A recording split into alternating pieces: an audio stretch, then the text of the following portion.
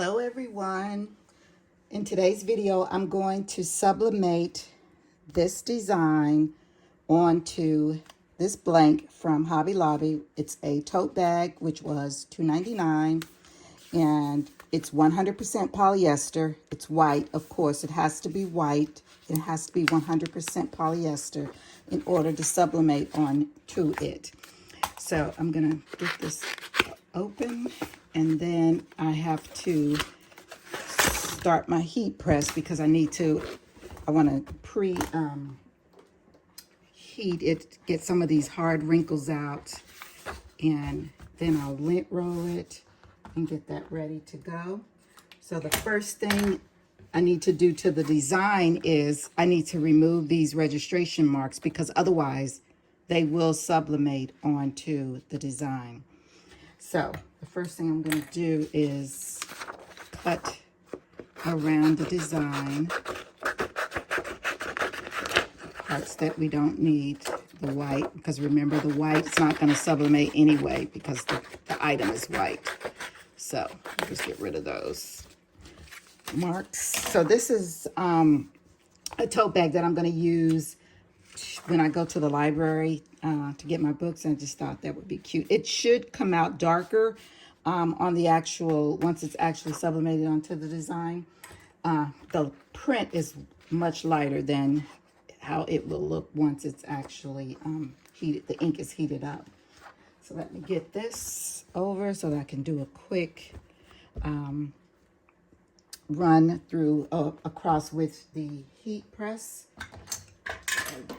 Get that over here. So it's heating up right now. It's not at temperature yet, but it should be on its way up, and I can get it to start getting some of these hard wrinkles out.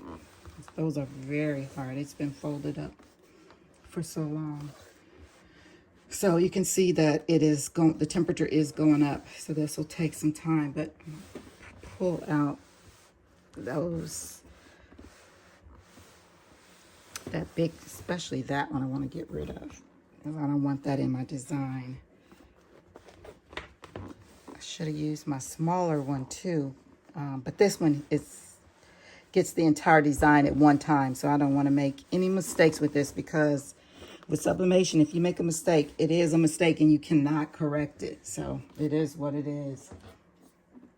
So still heating up. It's not quite hot enough to get rid of these wrinkles yet at all, but I'll keep trying until I get it. Get all those wrinkles out. I'll push down on it too. Add some pressure. Yeah, it's coming along. And then remove that so that I can get in there.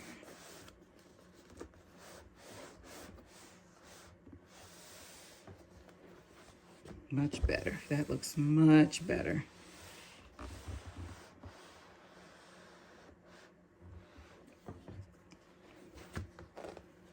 Flip it on this side. We're up to 265. Still not hot enough to sublimate yet, but it's trying to get these wrinkles out.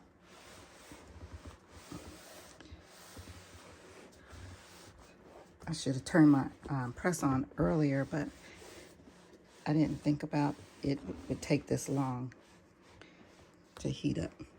Probably because I'm using the heat as it's heating up. It's like, hey, give me time to warm up before you start using me. So I'll just sit it there and let it sit. Okay, so that's good enough for now. It'll continue heating up because it's going to go up till about 380 or 90, I think I have it set on.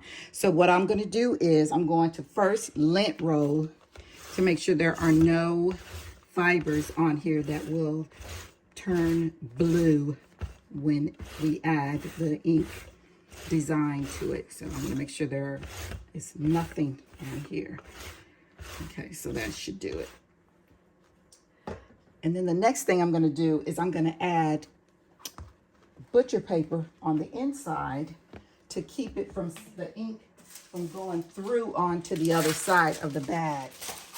So I'm going to put probably 2 sheets on the inside just to cut and make sure it doesn't seep through, and then have the design on the other side, which won't be good.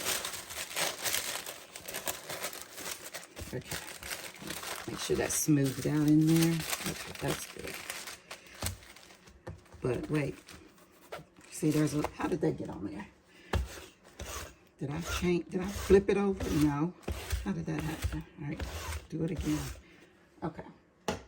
So now I'm going to lay the design right in the center. Before I do that, I'm going to put a few pieces of butcher paper underneath to protect the pad. I don't think it'll go through, but I just still want to be extra careful. And then the design, I'm going to put like this and tape it down with heat-resistant tape so that it does not shift when I set the press on it. I want to make sure this stays very still. And you know what? I could actually do 2 designs, one on both sides, because the other side is just going to be like this plain white color. So yeah, I think I will. I'll do a second design on the back. Just because. Okay, so now that's nice and secure. So I will put butcher paper on top, a couple sheets, because this is so thin. It's very, I mean, it's basically see-through. So I'm going to put 2 pieces on top to protect the surface of my heat press, just in case any of the ink seeps through. Okay, so now the heat press is up to 385, and I'm going to lay this on and press for 60 seconds. Hit start, and then go. So let's see how we did. Did I leave it on long enough? We are about to find out. We are about to find out if I left it on long enough. Yes. And what have we here? What have we here? That is that little rolled piece of lint that I thought I got off. That's what I mean by if anything, any type of fiber is on there, it will sublimate onto the design. So that was that piece of whatever I thought I had gotten off, but apparently it wanted to stay. So now it's part of my design. But I do like it. I love the colors. They're nice and bright and vivid, except for that. So I'm going to sublimate something else on top of that. Maybe I'll cut out just a small leaf. No, that would be stupid. I'm not going to do that because then, yeah, a random leaf over there. No. Well, anyway, that's what it looks like.